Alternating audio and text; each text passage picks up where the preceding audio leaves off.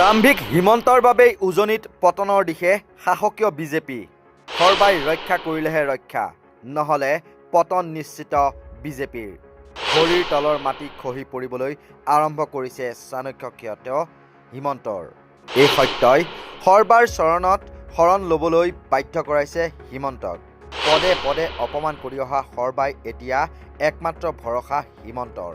পতনৰ ইংগিত পাই সৰ্বানন্দৰ ওচৰত নতজানু হিমন্তৰ লগতে বিজেপি এই সত্য বুজি বিজেপিয়ে মাৰাথান প্ৰচাৰত নমাইছে সৰ্বানন্দ সোণোৱালক যিগৰাকী প্ৰাক্তন মুখ্যমন্ত্ৰীৰ পিঠিত ৰাজনৈতিক চুৰি মাৰি হিমন্ত বিশ্ব শৰ্মা মুখ্যমন্ত্ৰী হৈছিল এতিয়া সেইগৰাকী প্ৰাক্তন মুখ্যমন্ত্ৰী সৰ্বানন্দ সোণোৱালৰ চৰণত শৰণ ল'বলৈ বাধ্য হৈছে হিমন্ত বিশ্ব শৰ্মাই উজনিৰ বিজেপিৰ দুৰ্গতি দেখি নিৰ্বাচনত উজনিত বিজেপিৰ পতন নিশ্চিত বুলি বুজিব পাৰি এতিয়া বিগত সময়ত এলাগি কৰা সৰ্বানন্দ সোণোৱালকে ত্ৰাণকৰ্তা ৰূপে স্বীকাৰ কৰিবলৈ বাধ্য হৈছে মুখ্যমন্ত্ৰী ডক্টৰ হিমন্ত বিশ্ব শৰ্মাৰ লগতে বিজেপিৰ শীৰ্ষ নেতৃত্ব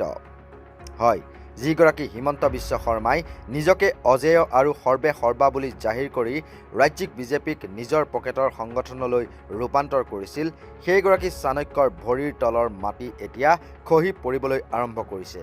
বিশেষকৈ উজনি অসমত খিলঞ্জীয়াৰ আৱেগক লৈ খেলা জনজাতিকৰণৰ ভেলকিবাজি আৰু আহোম সোণোৱালসহ ভূমিপুত্ৰসকলক কৰা চৰম প্ৰতাৰণাই এতিয়া বিজেপিৰ বাবে কাল অমানিশা নমাই আনিছে নিজৰ ৰাজনৈতিক উচ্চাকাংক্ষা চৰিতাৰ্থ কৰিবলৈ যিগৰাকী প্ৰাক্তন মুখ্যমন্ত্ৰী সৰ্বানন্দ সোণোৱালক ইমান দিনে আঁঠুৱাৰ তলৰ আঁঠুৱা কৰি ৰখা হৈছিল নিৰ্বাচনী বৈতৰণি পাৰ হ'বলৈ সেইগৰাকী সোণোৱালৰ চৰণতে এতিয়া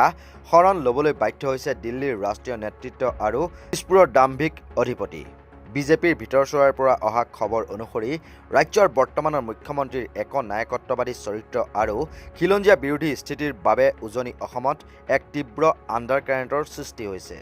হিমন্ত বিশ্ব শৰ্মাই যোৱা 3 বছৰে পৰিকল্পিতভাৱে সৰ্বানন্দ সোণোৱালক ৰাজহুৱা জীৱনৰ পৰা আঁতৰাই পেলাবলৈ যি কুটিল ষড়যন্ত্ৰ ৰচনা কৰিছিল সেয়া এতিয়া তেওঁৰ বাবে ওলোটা খৰলৈ পৰিণত হৈছে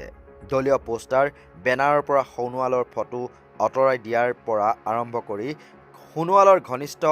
এজনকো টিকট নিদিয়াকৈ যি নিজ ৰাজনীতি চলিছিল সেয়া এতিয়া ৰাষ্ট্ৰীয় নেতৃত্বৰ চকুত ধৰা পৰিছে দিল্লীয়ে বুজি উঠিছে যে কেৱল ভাষণবাজি আৰু সাম্প্ৰদায়িক মেৰুকৰণেৰে উজনিৰ খিলঞ্জীয়াৰ ক্ষোভ প্ৰশমিত কৰিব নোৱাৰি সেইবাবেই ততাতৈয়াকৈ সোণোৱালক মাৰাথান প্ৰচাৰত নমোৱাৰ নিৰ্দেশ দি পুনৰ তেওঁৰ ফটো সম্বলিত পোষ্টাৰ গাঁৱে ভূঞে প্ৰেৰণ কৰা হৈছে